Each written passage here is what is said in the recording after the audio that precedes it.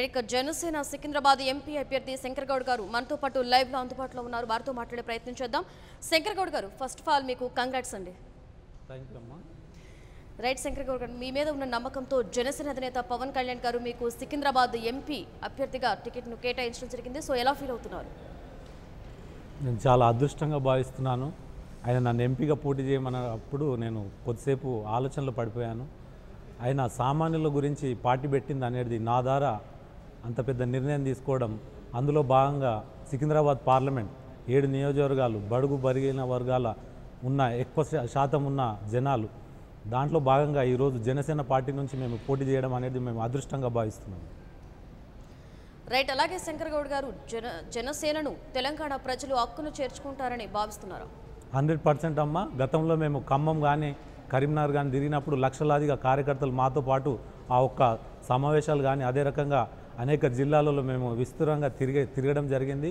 అనేక జిల్లాలలో ప్రతి సమావేశం చాలా పెద్ద ఎత్తున జరిగాయి. జనసేన సైనికులు మాతో పాటు జనసేన అధ్యక్షుడు శ్రీ పవన్ కళ్యాణ్ గారు ఆదర్శంగా తీసుకొని ఈ తెలంగాణలో కూడా పెద్ద ఎత్తున జన సైనికులు మాతో కలిసి వస్తారని మేము ఆశిస్తున్నాం. అలాగే శంకర్ గౌడ్ గారు, మొన్న పవన్ కళ్యాణ్ గారు అన్నారు ఫ్యూచర్లో జనసేన అవసరం తెలంగాణకు ఉంటుంది అని. ఈ మాటలకి మీరు ఏకీభవిస్తారా? ఈరోజు ఆపోజిషన్ అనేది లేకుండా పోయింది తెలంగాణలో. రాబోయే రోజుల్లో తెలంగాణలో జనసేన పార్టీ ఆపోజిషన్ గట్టి ఆపోజిషన్ ఉంటుందని మేము కోరుకుంటున్నాము. అలాగే జనసేన మేనిఫెస్టో పట్ల ప్రజల స్పందన ఏ విధంగా ఉంది? అంటే ఈరోజు మనం మేనిఫెస్టో తీసుకుంటే ఎవరు కూడా చేయని ఆలోచన ఆయన చేస్తున్నారు. ఈరోజు మేనిఫెస్టోలో 33% మహిళా రిజర్వేషన్ పార్లమెంట్లో పోరాడవలసి వస్తుంది. ఈ పోరాటంలో భాగంగా జనసేన ముందుండి నడిపిస్తుంది. అదే రకంగా ఉచిత సిలిండర్ అనుకోండి, అదే రకంగా మహిళలకు 2500 నుంచి 3500 అక్కడ ఆంధ్రప్రదేశ్లో ప్రకటించడం జరిగింది. రైతులకు 8000, అదే రకంగా అనేక సమస్యల మీద ఈరోజు ప్రజా పోరాటం ద్వారా సాధించడం జరిగింది.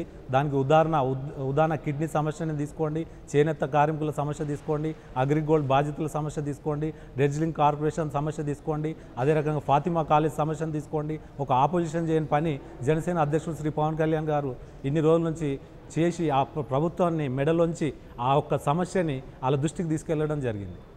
అలాగే శంకర్ గౌడ్ గారు, తెలంగాణలో ప్రచారంలో ఏ విధంగా మీరు ముందుకు వెళ్తున్నారు?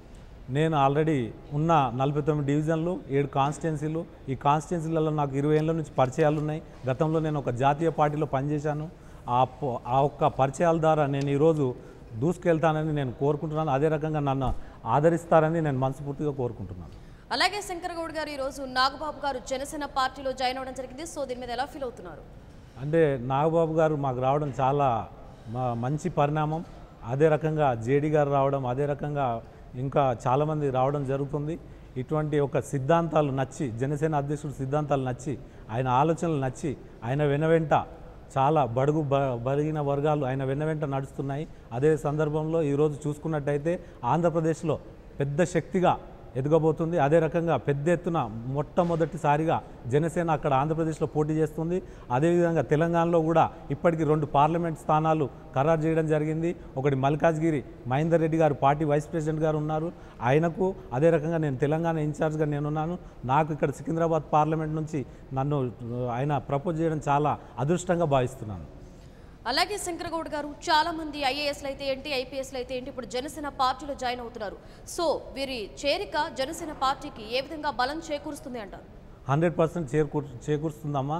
ఈరోజు చూసుకుంటే డాక్టర్లు, ఇంకోటి లాయర్లు, అదే రకంగా ఇంజనీర్లు, ఎడ్యుకేటెడ్స్ చాలామంది ఎడ్యుకేటెడ్స్ ఈరోజు జనసేన పార్టీలో చేరారు.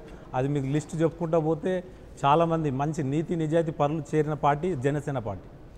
అలాగే శంకర్ గౌడ్ గారు, ఇటు జన సైనికులు అయితే ఏంటి, వేరే మహిళలు, అలాగే ఇక్కడ ఉన్నటువంటి తెలంగాణ వాసులు మీకు ఏ విధంగా తోడుగా ఉన్నారు? వీర మహిళలు కూడా మాకు ప్రచారం చేయడానికి ముందుకు వస్తున్నారు. అదే రకంగా ఎన్ఆర్ఐలు, అదే రకంగా వివిధ సంఘాలు, అదే రకంగా రేలి కులస్తులు, అదే రకంగా అనేక సమస్యల మీద పోరాటం చేసి వాళ్ళకి మంచి ఫలాలు ఇచ్చిన వ్యక్తులు ప్రతి ఒక్కరు మాతో కలిసికట్టుగా ప్రయాణం చేయడానికి సిద్ధంగా ఉన్నారు. Right, all the best Shankar Goud గారు. అలాగే thank you so much. Thank you అమ్మ. Thank you. For more updates, please subscribe 99 TV Telugu.